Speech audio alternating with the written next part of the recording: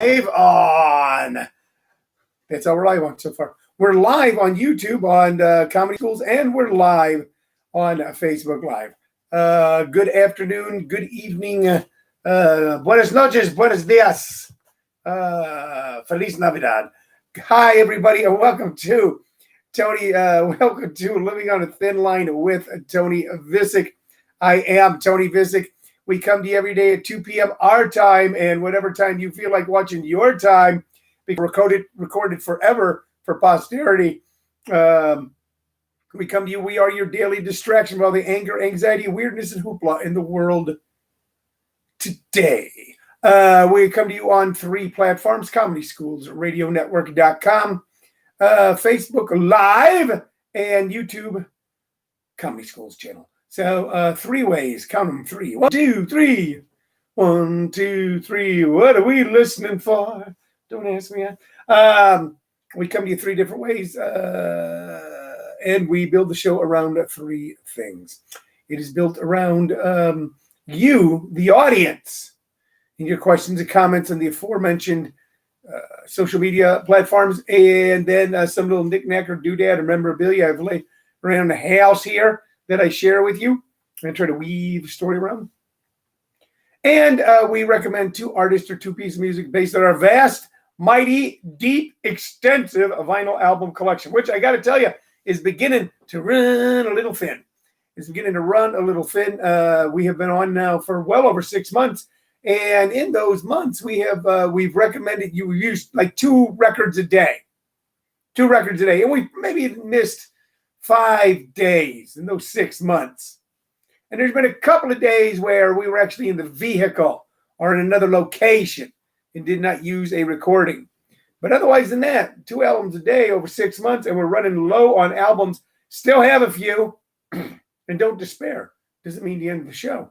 Doesn't mean that we'll run out of music to talk about, because I have a just as extensive CD collection, and we're going to begin working through that shortly. We've used a few CDs already. That's true. Anybody who's watching going, hey, Tone, you've already used a few. Man, I wish I could cut that part. You've already used a few CDs. What the hey? It's true, but we haven't officially ended the album era and moved into the CD era. We just kind of are tripping over and visiting that neighborhood and then tripping on back. What's going on? For those of you that are going to bring it up, for those that are going to mention it, I am already quite aware that last night, the Los Angeles Clippers continued a historic collapse. And after being up 3-1 against the Denver Nuggets, who the hell are these guys, Denver Nuggets? They lost 3 games in a row. I believe it was 3 games in a row, and are now eliminated from the playoffs. This was going to be a historic occasion for the Los Angeles Clippers. It would have been the first time ever that they had made it to the 3rd round. This was a team that was built and designed and paid to go on not only to the 3rd round, but to the finals and to take home the NBA championship, and they collapsed. I'm not taking it away from the team or the players or the organization, or Doc Rivers, or anyone involved, even bad back Sam Cassell, who's on the coaching staff. The last time I saw the Clippers in the finals was all the way back in, I think, 2006 when he was playing for the team. I'm not taking anything away from them. I'm just saying, man, that team is snake bit. I love that team. I love that team for personal reasons. It's my team. It's my daughter's team. It's a team that we've always followed. It's a team that I've seen play well over 100 times live, both here in the Phoenix area and, of course, oftentimes in Los Angeles at Staples Center. They are near and dear to my heart, but I now know for sure what it's like to have been a Chicago Cub or Boston Red Sox fan for decades and decades on end. Paul Whitney says they did it to avoid the apocalypse. They lost so we could all survive. Yes, they did it for the greater good. Paul, don't think I didn't see your post on Facebook last night. Don't think I didn't see your little snarky post. None of them pointed at me, but I saw them, Paul. And I don't blame you. I was actually upstairs working. I was doing a session. I was working with an artist, helping them write stand-up comedy, and I had scheduled that session weeks ago, not thinking there would even be a game 7 in the second round. That they would dispatch Denver post haste. And when I was finished, and my wife downstairs could hear me, she yelled upstairs, "Don't even come down. You don't want to see this." And I came down, and they were down by like 12 or 15 points or less than 2 minutes ago. And you know what? Acceptance is the key. Acceptance is the key. I accept that there is a coronavirus pandemic in the world, and I've just adjusted my life accordingly, and I'm still of good cheer. But I accept that my beloved team, the Los Angeles Clippers, are snake bit. People go, "What do you say, Tone?" And this is going to be my final word on the subject for several months. What do you say when you witness something as epic as that? What do you say when you watch Kawhi Leonard and Paul George and all the other great players of that team just go flatter than a pancake? You know what I say? I'll tell you what I say. Wait till next year, all right? We are not giving up. LA Clippers for life. LA Clippers for life. They will play again. They will rise again like out of the ashes, like a phoenix out of the ashes. They will come back. We're not making excuses. People go, "Well, the pandemic. Hey, the Denver Nuggets won. The Lakers won. The Lakers won." We got this. We say Clippers for life. Darius Miles will carry us for miles. He is the patron saint of the Los Angeles Clippers, and he's here with me. Clippers will always be in my heart. They will always. No, my heart. Where is my heart? No, I don't know what that is over there. I think it's right here. I don't know where my heart is. My heart was in my throat for a little while in the game last night. Then I looked at it and went, "Wait a minute. Tone, you and the Clippers have been through this before. It's just a snake bit team. But next year, baby, next year is going to be our year. You wait. We're going to whip them all. We're going to beat them all. Next year, mark my words, 2021, that's the Clippers' year. And they will become the reigning NBA champions." Okay. All right. Enough of that. Paul Morning says, "Lakers should take care of the Nuggets for you, but that probably doesn't make you feel any better." No, that makes me feel worse. That makes me sick. Sick to my stomach. You know what? But I'm going to say this, all right? My hat is off to the National Basketball Association. Man, they are under attack by every right-wing conservative, every queefanon weirdo, every reactionary Trumpista. They all attack the NBA. Oh, and a bunch of – yeah, and, the NBA started getting attacked. The NBA started getting attacked by reactionary weirdos years ago. As, at one time there were no African Americans in the NBA. And then there were a few. Okay, just a few. And as the NBA became one of the more progressive sports franchises in the world, you started seeing guys who looked like me and sound like me go, "They're a bunch of thugs, bunch of overplayed shit, bunch of overpaid punks, man, to just shut up and play." Let me repeat one more time. Anybody who ever says that an athlete just shut up and play, you should shut up and do your job. If it's your job to pick the lint out of your belly button, which, by the way, if you're one of those people constantly going, "Just shut up and play, I'm done. Don't the NFL, don't the NBA." Your job is probably picking the lint out of a overweight man's belly button, and you should just stick to that. Just shut up and pick lint. You bunch of lint pickers. Hey, a bunch of damn lint pickers. My hat's off the entire NBA for finding a way to play. A lot of those players went through a tough time. They are young and they are, for the most part, wealthy. Even the poorest of them makes much more than the median income in the United States of America. That is true. Okay, but the majority of them came up poor. Majority of them came up in difficult circumstances. A good part of them, a good portion of them. Or they come from other countries where they came up in difficult circumstances. They come from Eastern Europe or China or other countries. And a lot of them, man, were really torn. They were really torn during this time of strife and woe and concern. and calls for racial justice, whether they should even play at all. And some NBA players seriously demanded a boycott. And the Milwaukee Bucks, matter of fact, they took a couple days off in protest during this playoff run, as the news is constantly peppered with stories and videos and pictures of people of color being shot unarmed on the nation's streets. But they chose to continue on.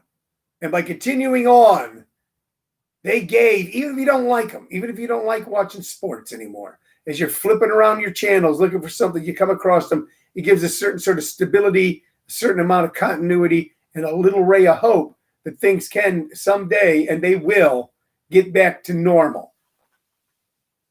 You know? So did they give up a lot financially? A lot of the teams did, because they don't have any fans. You know, a lot of the organizations did. A lot of people that sell paraphernalia and baskets, hats and basketballs and stuff, they gave up a lot. Did the players give up some money? I don't know. A lot of them did donate money. But what they gave up emotionally, what they gave up dealing with this, was pretty darn big, as is your sacrifice as well. So I'm not going to put them down for speaking their mind. Damn it, I speak my mind. You speak your mind. I see you on Facebook. I see you announcing things, talking about things. You give things up. You take risks. You take gambles. There's a fine line between an acceptable risk.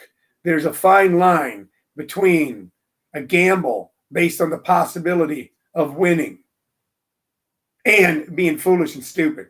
And so many of you take those great risks and take those gambles. And my hat is off to you. I'm not wearing a hat today. See, you're not taking a hat risk, Tone. You're not risking taking off your hat. You know what? Because you ain't wearing a hat. All right, enough about that. Hey, but you know what? We're going to go on and we're going to have fun. We're going to continue to have fun. And let me tell you one of the ways that we're going to have fun. Man, do I have an action-packed day tomorrow.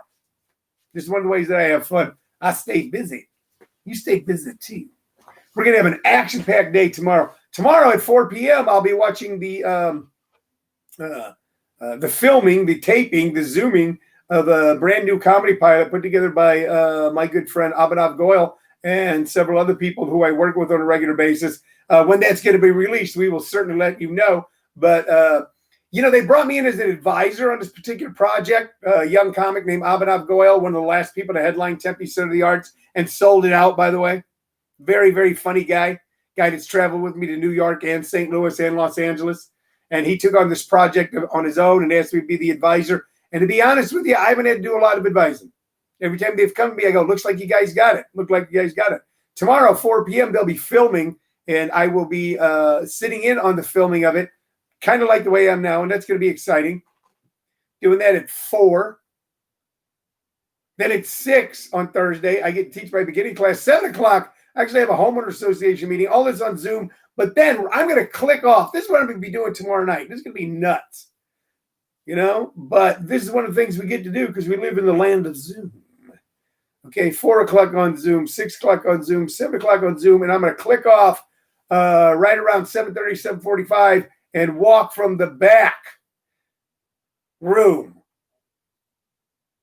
of Phoenix's latest and greatest stand-up comedy club, JP's Comedy Club, and take the stage and entertain people live in a safe, socially distanced setting at JP's Comedy Club, 860 East Warner Road, Gilbert, Arizona. Tickets are available at jpscomedyclub.com, jpscomedyclub.com. You can pick up tickets for that show. Our good friend Jim Perry took the risk, took the gamble. He goes, man, people need to get out.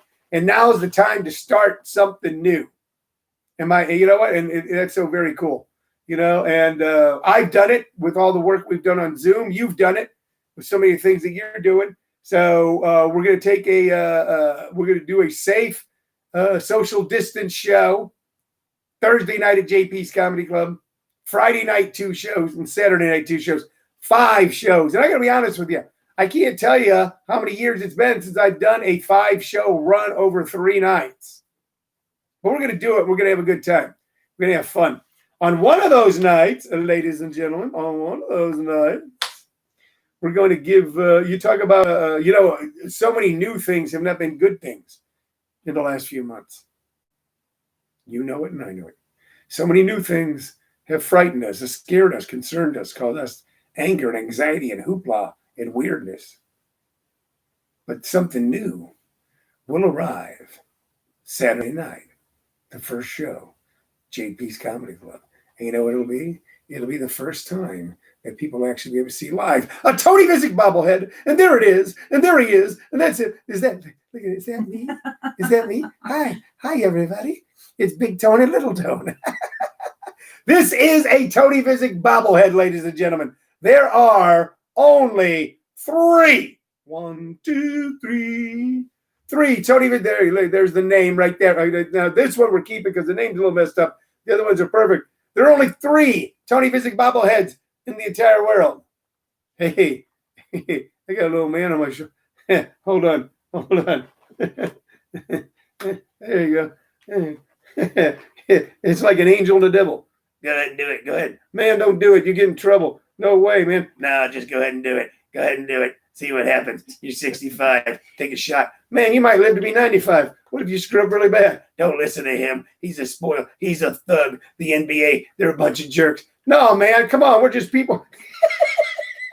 And you don't play with dolls? Yeah, I don't. These are not dolls. This is not a doll. It's a bobblehead. Damn it. There's only 3 in the entire world, and I'm going to give one away. And I'm going to give it away Saturday night, the first show, JP's Comedy Club. The producer of my show, who just happens to be my wife, Shirley Vicich. She's going to dig up the what we used to use when we used to do some independent shows and independent venues. We went out and bought a bunch of like little raffle tickets, and that's where we give people and they paid. So if they went in and out, they'd had their ticket. I got a bunch of those, and with everyone who purchases a ticket and enters JP's Comedy Club Saturday night first show is going to be given a raffle ticket. And sometime in that show, we're going to stop the action. We're going to stop it. Stop it. We're going to pull a name from a hat. Cheryl, hand me the hat. Cheryl, hand me the hat. This is the official. There it is. Look at that. Nothing up my sleeve. Presto. This is the official hat. Okay? You're going to bring the hat. You're going to bring the raffle tickets. And then we're going to put all the tickets in the hat. And then we're going to have someone come up. We're going to go around. And we're going to pull one ticket out. One ticket. And whoever has that ticket will win one of only 3 Tony Vicich bobbleheads in the entire world. I'm going to keep the other 2. No one else is getting them. They're mine. Maybe one of the grandkids. I don't know. Some kids aren't into bobbleheads. They have psychological problems. But I'm going to have them. So there'll only be 3 in the entire world. And some lucky person is going to win. Okay? So if you are in the greater Phoenix area Saturday and you feel comfortable, okay, and you go, all right, I feel good about this, okay, and you have a mask, and we will actually have masks supplied for people who forget one. But if you have a mask, you have your hand sanitizer and stuff, and you're comfortable being in a room where people are sitting 6 feet apart for, a little less than 90 minutes, if you're comfortable doing that, come on down, and you could be a winner. All right. Kevin Brown says, and like magic, Abhinav Goyal appears. Yes, Abhinav Goyal, who is traditionally late, is now late for the show. We were saying all kinds of nice things about Abhinav, and he wasn't here. Kevin Brown says, that bobblehead makes you T&T. It's like you're a terrorist now, Tone. You the bomb. And Paul Whitney says, and you make fun of action figures? Yes, I do. I think it's silly for grown men to play with action figures. I don't play with dolls. Him, and all the ones over there, they're not dolls. They're not toys. They're not action figures. They're bobbleheads. They have a life of their own. They talk to me. And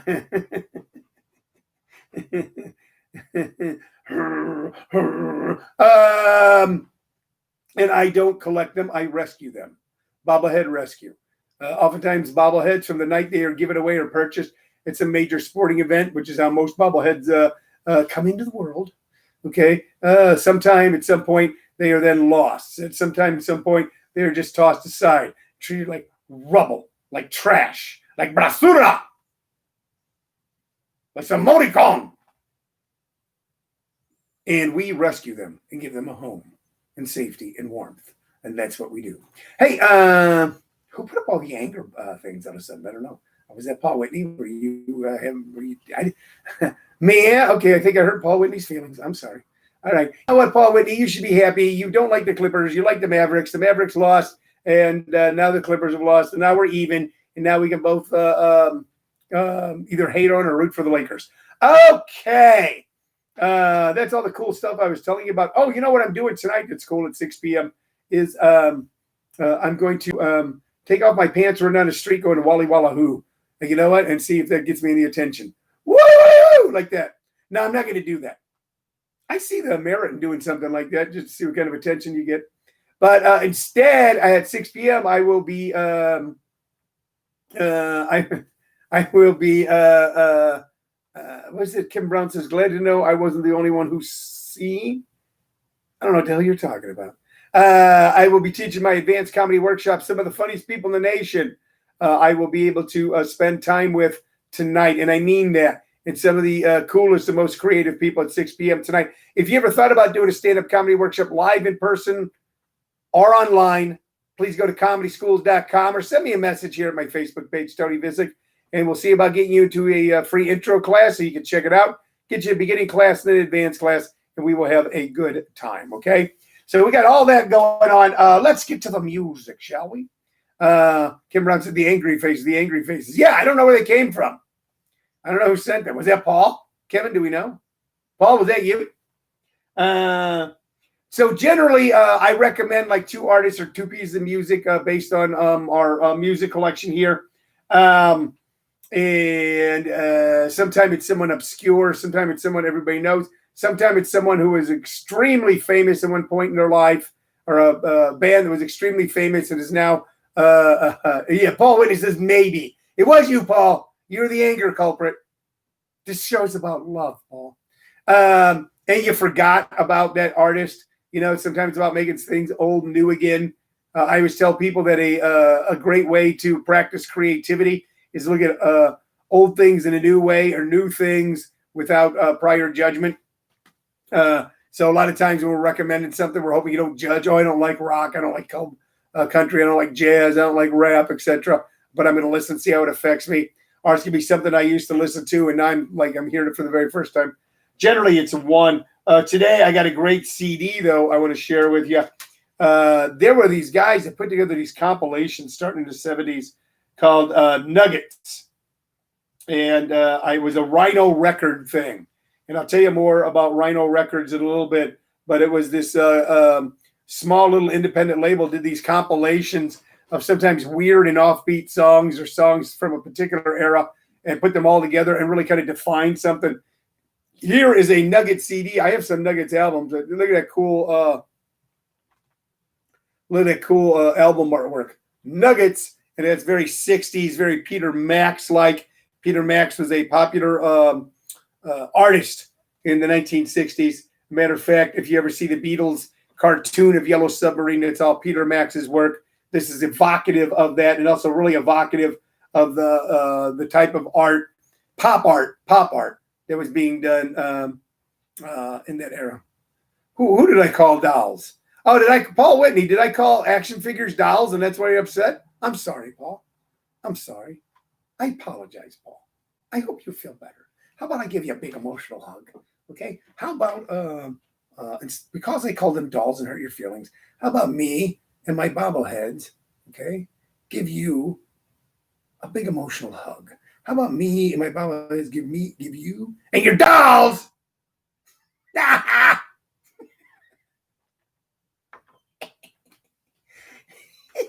I'm the one who said you're playing with dolls. Emotional hug. Oh, my wife said I'm playing with dolls. You know, and I can't argue with her because she's right. And if you argue with your wife, then she'll set fire to your bed while you're in it. So that happened years ago, and there's not a married man in the world who hasn't gone, you know what, I shouldn't piss her off so much. She'll sew me up in the sheets and set fire to the bed. So on this CD, there are so many good things from the psychedelic era.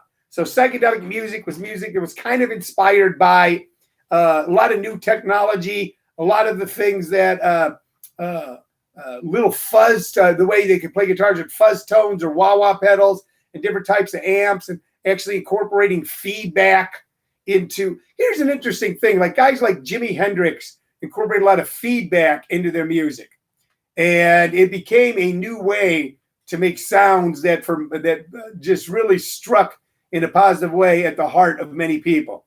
It was a mistake. It was a mistake that turned out to be a positive thing. And no one from my era questioned, which is what a cool sound, man. Now, years and years and years after that, as the hip hop era was coming along, and they started scratching, playing records backwards, put the needle on the record, put the needle on the. It actually started as a mistake where a DJ had two turntables at a house party, trying to go back and forth, but the scratch, and all of a sudden was able to realize that he could make a transition from this album to that album by doing a little scratch thing. And that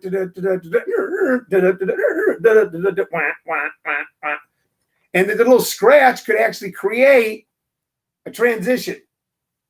A mistake led to a really cool sound.